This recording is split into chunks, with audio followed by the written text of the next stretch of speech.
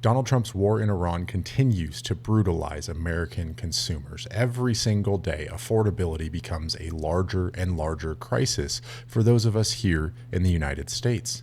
And the stark reality is Trump, his regime, this administration, they do not care. But the fact is that the U.S. economy is fundamentally sound, and that if it were to be extended, it wouldn't really disrupt the U.S. economy very much at all. It would hurt consumers, and we'd have to think about, if that continued, what we would have to do about that. But that's like really the last of our concerns right now. That's Kevin Hassett, the director of the National Economic Council here in the United States, one of the top policy advisors shaping economic approaches here domestically. And his tacit admission that the U.S. consumer is the last of their concerns is a stunning one, because you'll hear rich politicians and billionaires say, we don't care because the economy's working great for us. The wealth continues to be transferred upward to us. It's a feature of this regime, not a bug, to make everyday people suffer so that the rich get richer. And this is just a continuation of earlier trends. The war in Iran heightens the economic pain that Americans were feeling after Trump's sweeping tariff policies, stagnating job growth, stagnating wages, and more. Gas prices in just the last month since the start of the war in Iran have skyrocketed. $1 a gallon for regular fuel, $1.43 a gallon for diesel. Those are the price increases in just the last month alone. And Trump voters are starting to regret what they have wrought on the economy. Yeah, it just feels like this whole operation wasn't thought out, right? Like they didn't consider what would happen if you didn't allow oil to pass through the Strait of Hormuz. If you don't allow oil to pass through the Strait of Hormuz, then the price of oil skyrockets, and that affects the price of everything. And you can't exactly run on affordability if everything is getting more expensive. You know, things are bad when even guys like Andrew Schultz, who has been carrying water for this administration for a long time, a proud MAGA voter and sycophant, is saying, yeah, you can't really say that you're about affordability when the price of everything is skyrocketing. And I don't think you thought this whole operation through. This is just a continuation of the pain that everyday consumers are feeling. This economy was not in good shape before the war in Iran started, and now it's compounding some of those underlying issues that were bringing themselves to bear long before Donald Trump entered Iran in February. And then finally, wrap it up. Got to ask this to wrap it up. Expectation of timeline on this, because with every passing day, with every passing week, now entered in third week, markets going up, fertilizers, gas, everything. And the world is really worried about shortages and also the inflationary effect here and abroad. Yep, Brent, can we just be clear here? Okay. It's 2 weeks.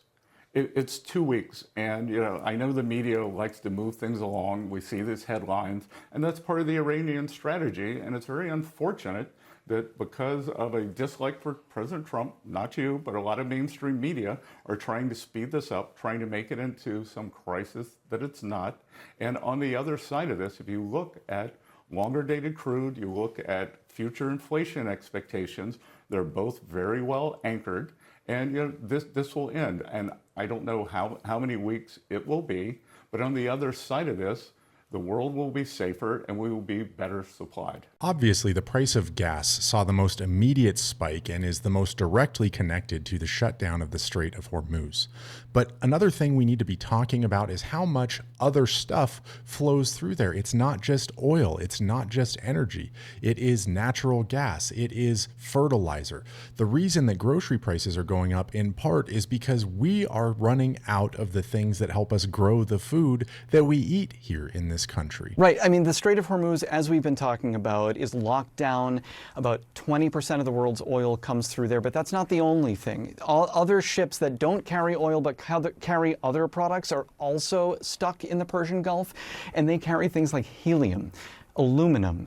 They carry food, they carry fertilizer, which is a key ingredient for food. Food prices could start to surge as well. And one of the other things is natural gas. And remember, our electricity runs on natural gas.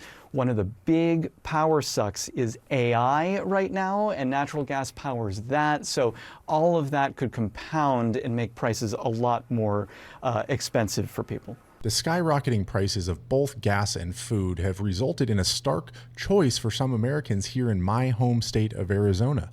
Either pick food or gas, your choice. Fill up your gas tank to get to work or feed your kids in the morning before they go to school.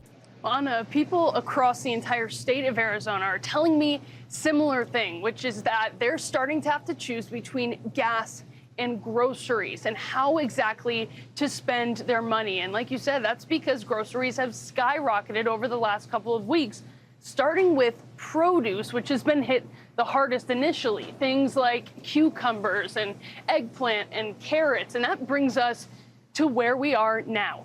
We're at American Discount Foods in Mesa, Arizona, where they pride themselves on keeping their prices really low for their customer base. So, I mean, take a look at these numbers. We're talking 69 cents, 79 cents, 99 cents. And this is what keeps customers coming back. But the owners tell us in just the last couple of weeks, their customer base has nearly doubled. People looking for these prices. 65 cents for bananas. I mean, we're just not seeing this at regular grocery stores because of this war in Iran and what it has caused here at home. Again, the owners take this responsibility very seriously for their customers, but it's not something they're going to be able to keep up forever. Take a listen. Some people, a store like this is really survival, right? For others, it's going to make those dollars go further. They can have maybe some more luxury items than what they normally would. When they see those prices go up, either at the fuel stations or in the grocery store, they don't have options to just opt out. And so trying to save people money on their groceries is a way we can help out and, have a great thriving business in the process. Does that feel like an economy that's working for us? Does this feel like a regime that has any sense of care or concern about what everyday Americans are going through? We bought stuff for a stew and some snacks and a plant. $150. It keeps going up and up and up. People on lower end pay, they're hurting. This is the new normal. I think everything is more expensive now, and it sucks. I don't really know what else there is to say on it. And this is the most frustrating thing about the people that have continued to vote for this man. It was transparent from moment one. He never cared about you.